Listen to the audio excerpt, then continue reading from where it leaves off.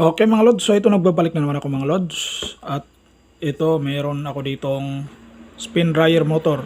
Pininturahan ko kasi kinakain na siya ng kalawang. Ito, na-rewind ko na ito mga lods. Aluminum, tapos ginawa kong copper. Hindi ko na ipapakita dito paano mag-rewind.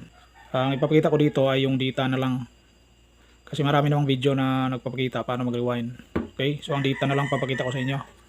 So itong motor na to, kung titingnan nyo dito, ito blue. So ang connected siya sa capacitor lang. Tapos ito yung common, light blue. Tapos dito sa purple, kung makita nyo may CW. So clockwise ang ikot. Bali ang ikot nito mga lods ay ganyan, clockwise. Dapat ganyan. Tapos ay nakabolt na.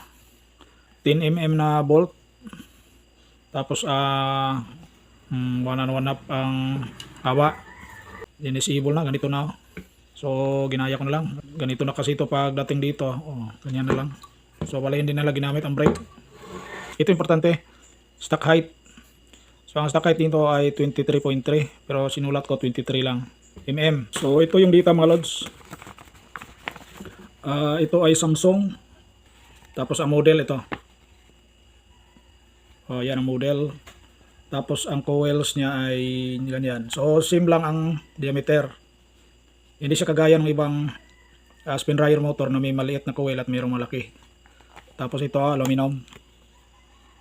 Aluminum running number 27, starting number 28. 24 slots. Ito 23 mm stock height. Ito stock height. Tapos capacitor, nabanggit ko na to. Ang kanyang pagkariwan ay ganito. Yan. So ang unang coil, di ba, depende lang sa inyo, pero sa akin pag nag-rewind, pag ganyan ako. Okay? So ang umpisa, ito, dito kasi sa kanyang stock or sa kanyang original na winding, ang starting nandito. Ito yung ginamit nilang starting. Yan o. Dito ang starting na ang unang coil ay naka counterclockwise. Tapos dito ang running Okay? Yan running. Tapos purple may CW kaya ang rotation pag ganyan. Clockwise. Okay. So ito yung start ng mga coils. Ito sa starting, ito sa running. Tapos dito nag-end.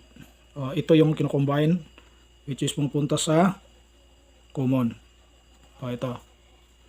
So ang pag-rewind ko nito mga lods ay nakasanayan ko kasi na dito yung running. So binalik ko dito. Binaliktad ko siya kasi ang original niya dito yung starting, dito yung running. So ganun ang ginawa ko. Tapos ang coil, kung ang isang ikot ng coil ay dito sa 1, ang isa naman kabila niya ay dito sa 4. Kaya 1 to 4 slots. So ito aluminum. So meron akong sariling ginawa na rolls dito mga lods. Kapag ang original ay aluminum, mag-step down ako ng isang size. So pag 27, gawin kong 28. At itong 28 ay gagawin kong 29. Yan yung personal ko na rules dito sa pagre-rewind. So kung dito kayo mag-umpisa mga lods, pag ganyan, nag-umpisa sa counterclockwise. Okay? Pero kapag dito kayo mag-umpisa, pag ganyan, kung anong nakasanayan nyo, naka-clockwise. Pag ganyan. Kapag mag-clockwise ang umpisa, ang end niyan ay counter. Same din dito. Kapag nag-counter clockwise ka sa umpisa, mag-end ka sa clockwise. Okay? Ito yung diameter ng wire. 5 cm by 3.2 cm. So dapat mga lods, pag ganito ang sukat, tapos ay mayroon ng marker diyan. So dito kayo magtaba sa labas ng linya mga lods. Dito. Huwag niyong tamaan ng linya kasi pag tamaan nyo yan, 3.1 na lang yan, tapos 4.9 na. So dito kayo sa labas ng linya. Mag-cutting. So dito na tayo sa number of turns. So ganito ginawa ko. Diba 27 tapos 28. So dito sa running coil nag 28 na ako, tapos starting nag 29. So ganito ang mga number of turns. Ito yung ginamit ko kasi nag 28 ako. Tapos starting nag 29. So ito number of turns. So ang problema lang na yung counter ko dito mga lods, itong number of turns na to masyadong masikip sa slot. Ang 28 tapos 421 turns. Kaya advice ko sa inyo, dito na lang kayo Kaya sa running merong 28, tapos merong 29, tapos sa starting merong 29, then 30. Kasi kapag nag-29 kayo, ito, number of turns. Tapos pag starting mag-30, ito naman ang number of turns. Pwede rin lahat ay running at saka starting 29. Puro 29 gagamitin nyo, pwede rin. Kasi itong mga number of turns dito mga lods ay match ito sa 3 microfarad. Okay? Kasi bakit mayroon tayong mga number of turns dito? Kasi nagmatch yan sa kapasitor. Kasi pag mataas ang kapasitor mo, hindi nagmatch dito sa number of turns na to, mainit. Kapag mababa naman, mainit din. So dapat mayroong mag-coincide ang number of turns sa kapasitor. Okay, itong ginamit ko ditong materials ay copper na magnetic wire.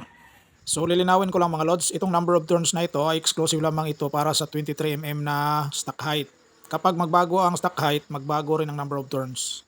Ito yung 5 cm by 3.2. 6. Tapos 7 ang harang. Pina-repair to dito mga lods kasi ay wala, hindi gumana si wash motor, pati si spin dryer motor.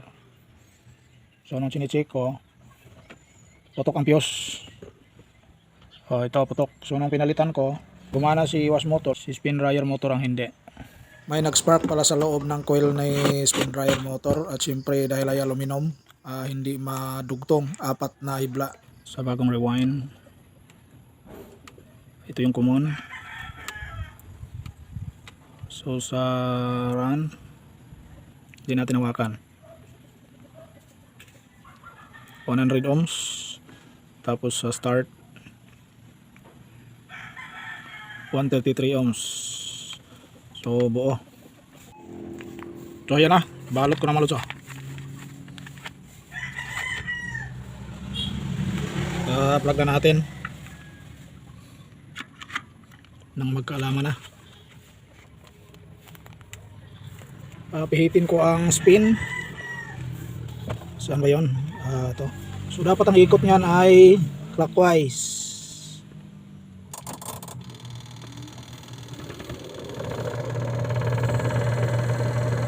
Okay.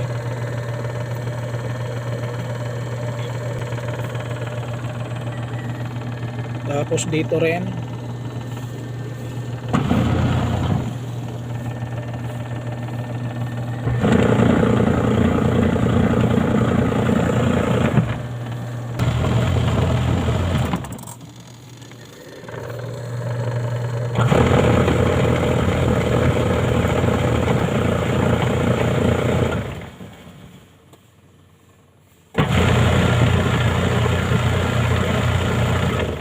Okay, so okay na siya mga lods.